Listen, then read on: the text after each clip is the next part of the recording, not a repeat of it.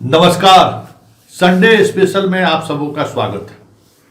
हर Sunday को एक से दो खबरें, ऐसी खबरें आपके लिए रहेगी जो खास है।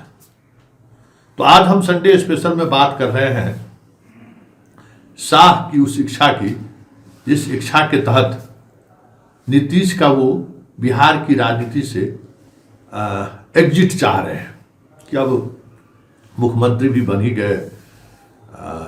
अब कब तक इस तरीके से कब तक वो मुख्यमंत्री रहेंगे, एक डेडलाइन तय कर लीजिए कि नीतीश कुमार 1 साल 2 साल 1.5 महीने 2 महीने 6 महीने कब तक रहेंगे, एक तारीख तय कर लीजिए और उसके बाद कैसे उनका विदाई हो इसका मॉड्यूल्स भी हम लोग तय कर लें और फिर सरकार अपने जैसे चल रही है वो चलती रहेगी। शाह ने पहली बार ये इच्छा सार्वजनिक तौर पर नहीं, मतलब सार्वजनिक तौर पर तो उन्होंने कई मौके पर इस तरीके के संकेत दिए ही हैं, लेकिन हाल के दिनों में, मतलब जस्ट अभी फिलहाल इस मुद्दे को लेकर उन्होंने ललन सिंह और संजय झा और बिहार के एक ब्यूरोक्रेट्स को बुलाया था। कहा जा रहा है कि दिल्ली स्थित उनके मंत्रालय में इन तीनों से उनकी बात हुई, लंबी बातचीत हुई और उस बातचीत में शाह का यही प्रस्ताव था कि कब कितने दिनों तक आप एक समय तय कर लीजिए कि उसके बाद नीतीश कुमार बिहार के मुख्यमंत्री नहीं रहेंगे और जब वो मुख्यमंत्री नहीं रहेंगे तो कैसे हम लोग उनको कैसे उनको हम हटाएं या फिर उनको कैसे विदाई दिया जाए, इस पर हम लोग तय कर लीजिए। अब बहुत हो गया, सरकार हम लोग जो बनना था वो बन चुका है। अब थोड़ा क्लियरिटी हो जानी चाहिए थी। सामने ललन सिंह, संजय झा और एक सीनियर आईएएस अधिकारी बैठे हुए थे। सब चुप थे, कोई जवाब देने की स्थिति में नहीं, तो कोई जवाब दे ही नहीं पा रहे थे। तो शाह ने बोला कि भाई प्रॉब्लम क्या है, आप बताइए तो सही कि कब तक चाहिए, क्या समय बताइए हमको कि 6 महीना 1 साल क्या समय चाहिए। अब ये सरकार अब हमें चाहिए, हमारा इस सरकार का कमान मेरे हाथ में होनी चाहिए, ये मेरी इच्छा है। तो फिर इन तीनों में से एक सज्जन ने शाह को कहा कि जिन तीनों लोगों को आपने बुलाया है वो इस मुद्दे पर बात करने के लिए इंटाइटल नहीं है, या इस मुद्दे पर कोई हम एश्योरेंस हम आपको नहीं दे सकते, क्योंकि हम तीनों उनके रिप्रेजेंटेटिव हो सकते हैं। लेकिन जो चुनाव हुआ, गठबंधन बनी, इंडिया गठबंधन से नीतीश बाहर हुए, नीतीश जी जब बाहर हुए तो उस फिर सरकार बनी, फिर साथ चुनाव लड़ा गया। इस पूरे बातचीत के दौरान हम लोग कोई मौजूद नहीं थे, 1-to-1 बातचीत हुई थी मोदी जी और नीतीश जी में। इसलिए कैसे एग्जिट हो, कब तक मुख्यमंत्री रहेंगे, हमें लगता है कि हम लोगों से ऊपर की बात है। नीतीश जी और मोदी जी बात कर लें, कब होगा, हम लोग इसमें कहीं कुछ कहने की स्थिति में नहीं थे। अब आप समझ सकते हैं कि इस तरीके का अगर विचार व्यक्त किया गया होगा तो शाह कितने असहज होंगे।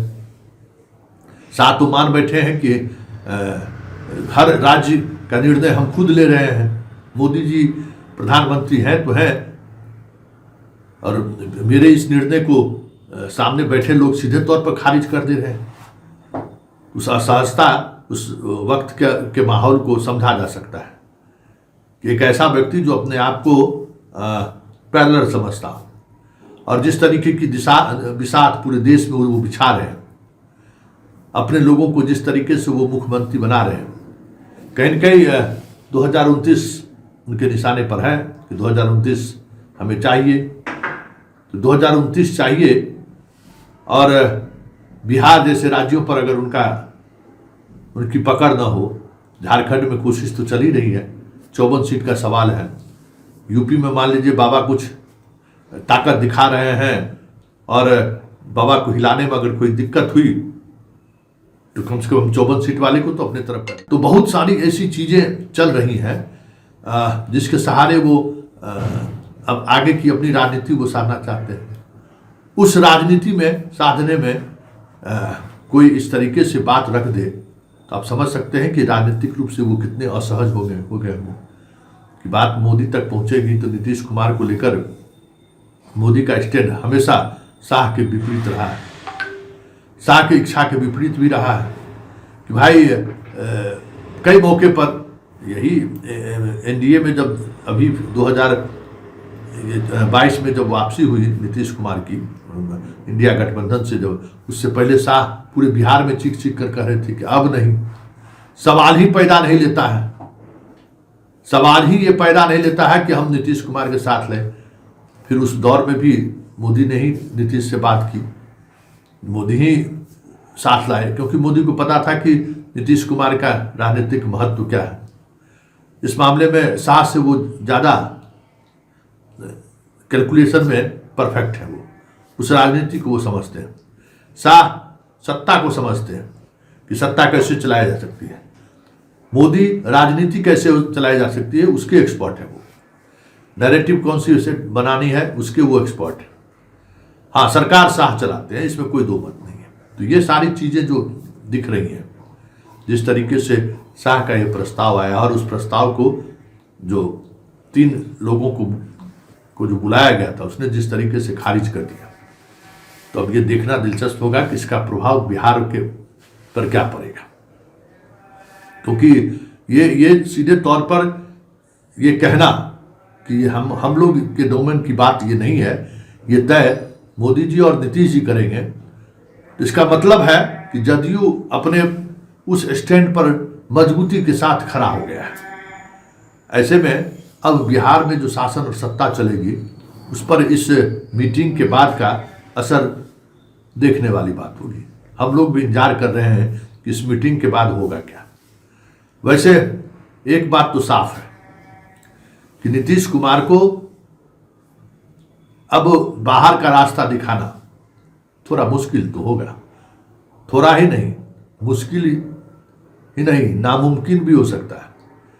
क्योंकि जो आप आरोप लगा के या जो आप कह के पब्लिक इमेज बनाकर चाहिएगा कि हम नीतीश को बेदखल कर दें, तो चुनाव के दौरान भी और चुनाव के बाद भी जिस तरीके की सक्रियता वो दिखा रहे हैं, रोजाना एक न एक कोई बैठक हो ही जा रहा है, रोजाना किसी न किसी प्रोजेक्ट का वो निरीक्षण कर ही ले रहे हैं, कुछ न कुछ सोशल मीडिया पर आगे बिहार का किस दिशा में ले जाना है उसकी बात आ ही जा रही है।